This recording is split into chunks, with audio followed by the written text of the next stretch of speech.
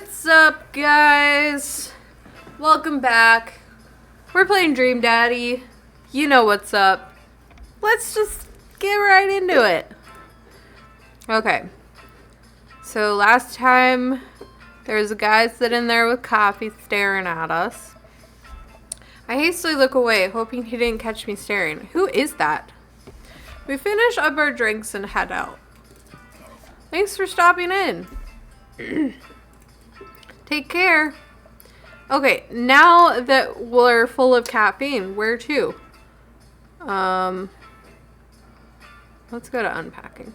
Got a lot on my plate right now. Did you know that moving is one of biggest sources of stress for adults? Okay. Is it right behind the constant fear that you smell bad and everyone's too polite to tell you? Probably. Oh my god. Do I smell bad? Amanda gives me a whiff. You're fine, Pops. Let's go home. Oh god, it's happening. My voice is going. I get to work unpacking the various boxes around the living room. A couple hours pass and I get some good work done. The washer dryer unit is both washing and drying, and we can actually walk through the living room without tripping over boxes. First visitor already? Walk over to the door and open it. Hello? Oh, it's Joseph! A handsome, clean-cut man stands at my door, brandishing a plate of cookies. Hello? Oh, where are my manners? My name is Joseph. I'm your next-door neighbor. Oh, yes. Hi, I'm Mister. That's what my name is. I saw the moving van and thought I'd bring over some cookies. My daughter Christy wanted me to let you know she baked them herself. Joseph leans in and whispers, but between you and me, she's just sprinkled in the chocolate chips. We both share a laugh. Kids, right? Wow, cookies, huh? So nice to meet you. Joseph hands her the plate of cookies with a smile. Well, thanks for the cookies. Amanda disappears with the cookies. Amanda, come back. And she's gone. That's my daughter. Her name is Amanda. She's a charmer. Daughters are tough. Sons are also tough. Children in general are just tough. Am I right? I hear that. I mean, there'd have to be something wrong with you to try to raise more than 2. I have 4 kids. Oh, what have you done? I meant, don't worry. You didn't mean to be rude. Oh no, this is the first neighbor I've met and my social life is already in a tailspin. I wonder if it's too late to move again.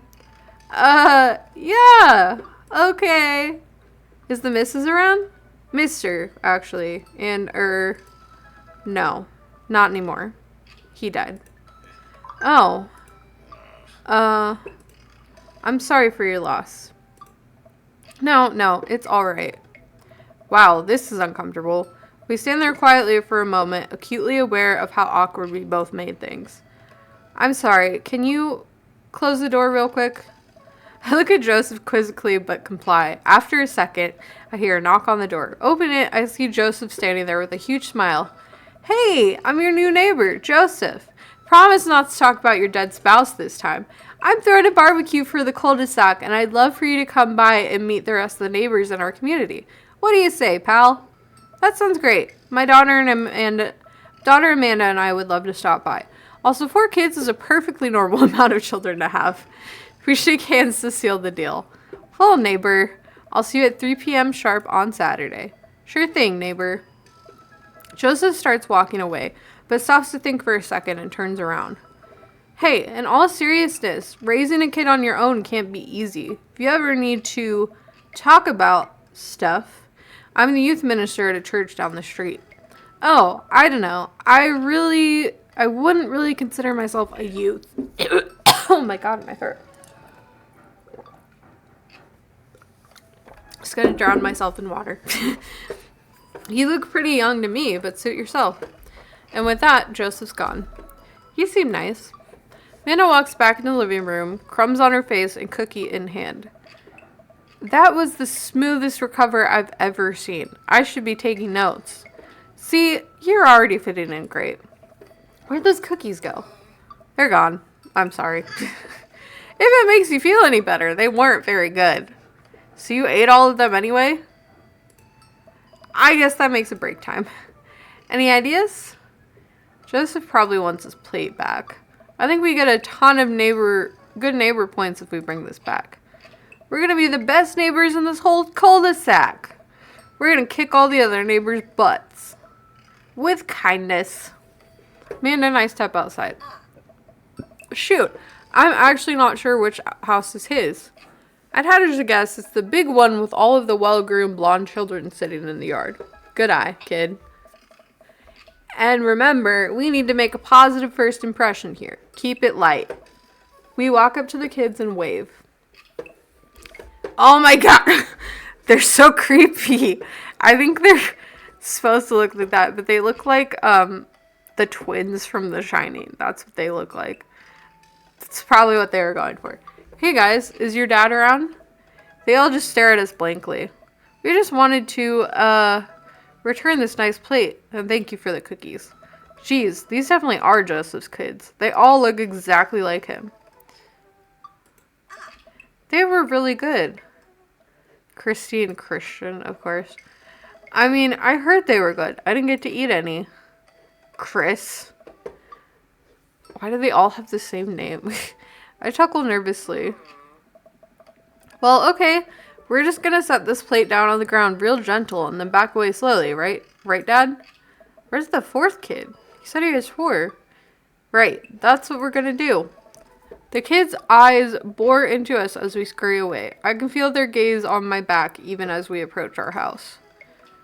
That probably wasn't the right way to handle that, but okay. I need something to get my mind off of those carbon copy kids.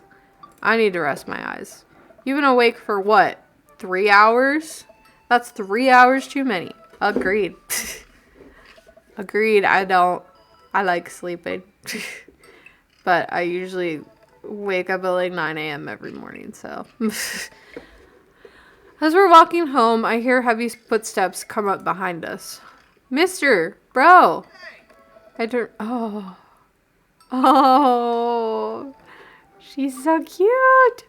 I turn around and I'm greeted by a familiar face jogging up to us. Craig? Bro. Holy. Wow. I haven't seen Craig in forever. It's been too long, dude. Yeah. Wow. You look great. Haha. Yeah. I cleaned up my act. Cleaned up his act? Are you kidding me? He's ripped. Amanda, this is my friend Craig. We went to college together. We were roommates for a while, too. Amanda, dude, you probably don't remember me, but you're so big now.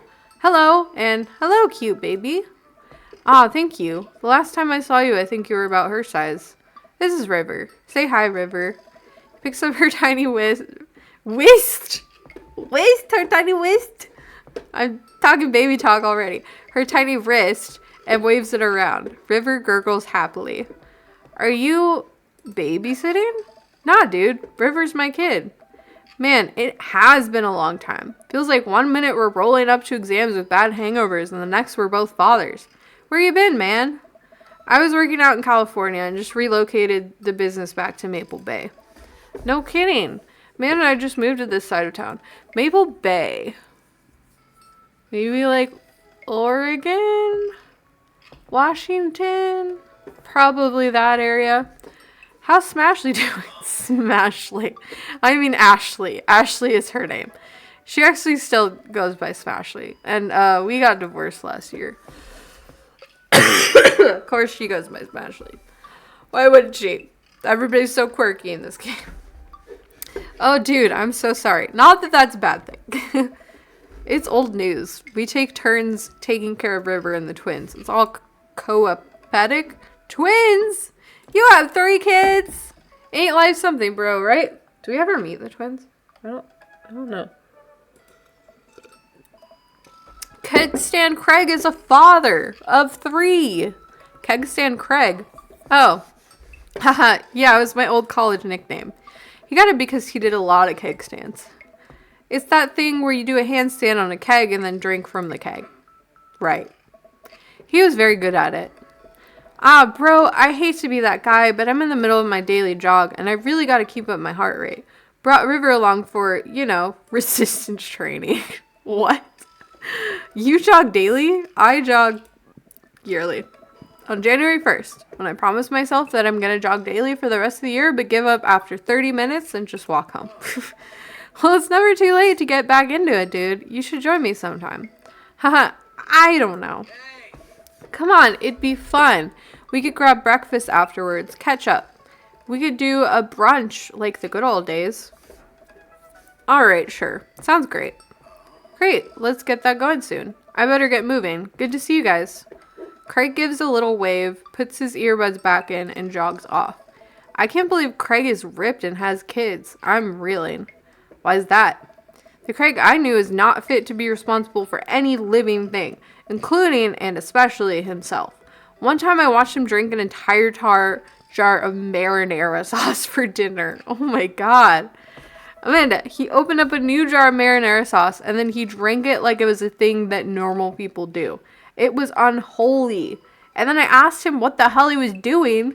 And he said, I quote, "It's basically a smoothie, bro." What? I mean, technically, he's not wrong. He jogs. He was jogging. He's like a totally different person. Anyway, we better get home.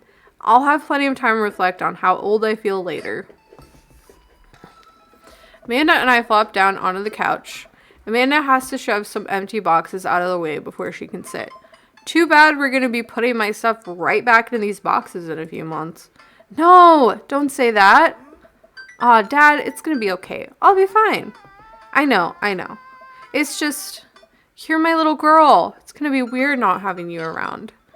I'll come visit, and I'll text you every day, and I'll take lots of pictures. I mean, obviously I'm a photography major. You promise? Of course. You gonna be okay by your lonesome? Oh, come on. I'll be fine. I'll get a dog or something. Maybe I'll even steal Brian's dog. Like your friend. Emma S? Yeah. A dog? Forget art school. I'll stay for the dog. Is that what it's gonna take? Medium-sized dog, handkerchief around the neck. Yeah, so you want Brian's dog. Maxwell. I get to name it. That's what it'll cost for me to give up on my dreams. Woman of simple wants and needs. Well, a dog is a lot cheaper than college. Amanda laughs. Suddenly, a pile of envelopes slide through the mail slot. Speaking of college, Amanda darts over to the envelopes and shuffles through them. She pulls one out and throws the rest back on the floor. This is from McGowan College of Art and Design. Open it. But I'm scared. It's just an envelope. Yeah, it's just like my entire future. Not a big deal. She takes a deep breath and rips the letter open with her teeth. We have a letter opener, but okay. I held my breath while Amanda's eyes dart back and forth, scanning the letter. What does it say? The admissions committee has reviewed your application, blah, blah, blah. Her face drops. Regret to inform you that we were unable to offer you admission to McGowan College of Art and Design. Aww. Amanda throws the letter on the coffee table. Oh, sweetie. It's okay. I kind of saw it coming. I knew I shouldn't have put that experimental stuff in my portfolio. Their admissions officer told me they just want to see portraits or whatever. I pull Amanda in for a big hug. You're an amazing photographer. I know how much work you put into your portfolio. Some other school is going to want to snatch you up for sure. Yeah, I know. It's fine. Are you actually fine, or are you just saying that? I'm fine, really. Her face says the opposite, but I shouldn't push her on this. Oh, and before I forget, Emma R and Emma P are sleeping over tonight. So, you need me out of the way because I'm painfully uncool? I would choose more delicate phrasing, but yes. Well, I have you know that I conveniently already have plans for tonight, so you'll have the new place to yourself. Yeah? What are your plans? Quick, think of plans. I'm gonna go clubbing. I'm secretly the mayor of this town. I love it. Amanda, the town needs me. I need to perform my mayoral duties. I must don my top hat and wear my monocle so that I may preside over my mayor stuff. A fine day for mayoring. I think you're thinking of the guy from Monopoly. I don't think he's a mayor. Was he? Well, I don't think so. He was a mayor, right? He was not. Yeah. Yeah, he was not a mayor. Right. I'm just kidding. I'm actually going to... I think he's just a businessman. No, we're not going to the game. It said don't go to the game. Because I want to be with Matt, so... Go to bed. I'm wiped. Have fun with the Emmas. We'll try to keep it down. I know you're not going to, but I appreciate you saying that. And don't forget that you have that meeting with my English teacher tomorrow. Oh, right. Mr. Vega. Yep, totally remembered. I'll be there. Awesome. Night, Pops. Did you just lick your paw? What are you doing? I wake up to a text from an unknown number. Rise and shine, early bird. Still want to work out? This is Craig, by the way. Holy crap, it's 6 a.m. Who does 6 a.m. anymore? Without realizing it, I drift back to sleep. Whoops, must have winked back out. I checked my phone again. Hey, bud, still want to get your swole on? I'm ready to tear up the track. Hit me up. God, the last thing I want to do right now is work out. But it is Craig. I do want to catch up. Go back to sleep. We want Matt, not Craig. I shoot a quick text to Craig to apologize for bailing and immediately fall back asleep. Yeah, we're not doing 6 a.m. Oh man, how long was I out? What time is it? I look over at the clock. It's 3:55 p.m. My God! Dude! I have to be at the parent-teacher conference in 5 minutes. What do you do all day? Do you have a job? They never do in these games. I jump out of bed, throw on the nearest clothes, and run out the door. Because, you know, you need it for plot development for them not to have a job. A lot of times. I arrive at Amanda's school and check in at the front desk. They give me a bright orange visitor sticker and send me on my way. I'm barely awake and feeling pretty haggard, but hopefully nobody will notice. I check my watch and am relieved to see that I'm only 2 minutes late. Wait, was it room 103 or 108? I spot a youth. I spot a youth! A what? Excuse me? Standing at his locker and approach him for help. Excuse me, do you know where Mr. Vega's classroom is? Oh, you look familiar. I know who you are. I'm not going to say it, though. The youth turns around and looks me up and down with heavily lined eyes. Sigh. Why'd you say sigh out loud? Come on, kid. I'm late for a meeting. Mr. Who? Mr. Vega. I don't know. Have you tried the exit? Okay, wise guy. Are you going to help me or not? Sigh. Fine. Up those stairs and to the left. Can't miss him. I'm saying it out loud because they didn't put the little, like, asterisks. So, it's like he's saying it out loud. I head up the stairs and walk around, unable to find Mr. Vega's class anywhere. After a couple minutes of searching, I head back downstairs. That punk youth sent me on a wild goose chase. Get back to where that low-rent Gerard Way is standing, fully ready to give him a piece of my mind, when suddenly a head pops out of the classroom next to his locker. Lythience, do you have a third period to get to? Sigh. Fine, Mr. Vega. Wow. Now I'm officially 10 minutes late. I glare at him as he walks away. We're not cool. You must be Mister. This period's almost over. Would you mind waiting in the back? Mr. Vega leads me in and I take a seat Jesus in one of the comically small students' desks in the back. I might get stuck in this. Alright, where were we? Now who can tell me about the unreliability of the narrator in J.D. Salinger's Catcher in the Rye? Yes, Colin. Colin stands up and does the thing where he blows into the crook of his elbow to make a fart noise. The whole class erupts in laughter. All right, everybody. Very funny, Colin. Please sit down. Now, Holden Caulfield is an unreliable narrator in the sense that the bell for the end of the period rings. All of the students immediately get up and make a break for the door. Remember to do the reading and answer the response questions on page 194 in your textbook. Also, how would he know to look outside if he's teaching a class? I don't know. That kind of just feels... was the word. I don't know. I can't think right now because I have a headache and I'm talking so much. So, just gonna skip that. Nobody's listening. Or not, I guess. Mr. Vega turns to me and sighs. Middle schoolers, right? You're a middle schooler? What? No, they're not middle schoolers. Don't you teach high schoolers? Both. You know? Budget cuts. Alright. Thanks so much for coming. Why did I say it like that? Thanks so much for coming in. No problem, Mr. Vega. Please, call me Hugo. I don't normally do these impromptu parent-teacher meetings, but as I'm sure you know, Amanda's a very bright student, and I'm concerned about her recent behavior. What's going on? I'm probably going to stop filming after this. I don't feel good, and I really want to give this game my best effort, so stop it. So I'm just going to finish this, and then we're going to be done filming. Amanda has never been the most engaged student, but I know she cares.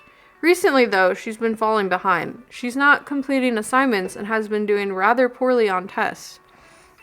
I don't really chalk this up to senioritis, but this is strange. I thought Amanda always shared everything with me. It hadn't even crossed my mind that something might be wrong. I just wanted to ask, is everything okay at home?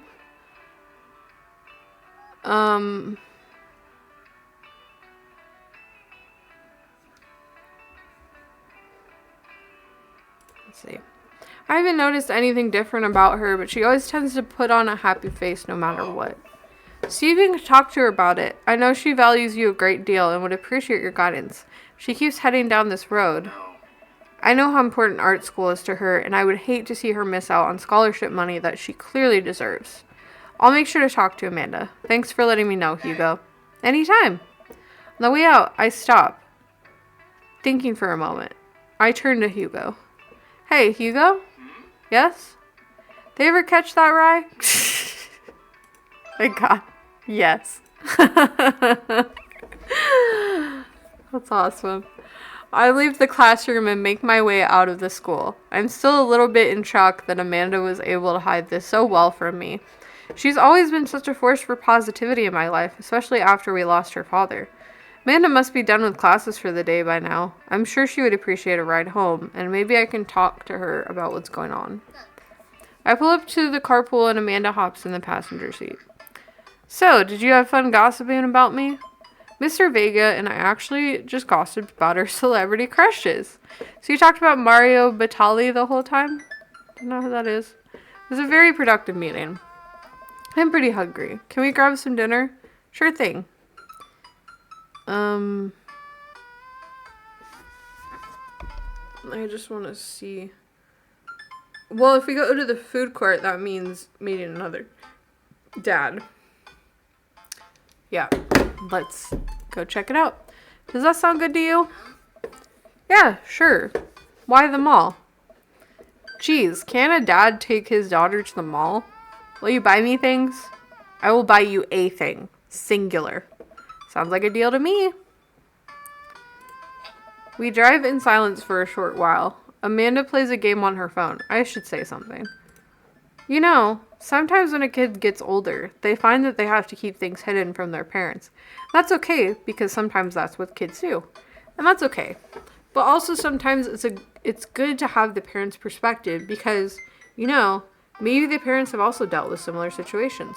Maybe they're a little cooler than you give them credit for. Anyway, what I'm trying to say is that it's good to share. Love you. Have you been reading my tweets?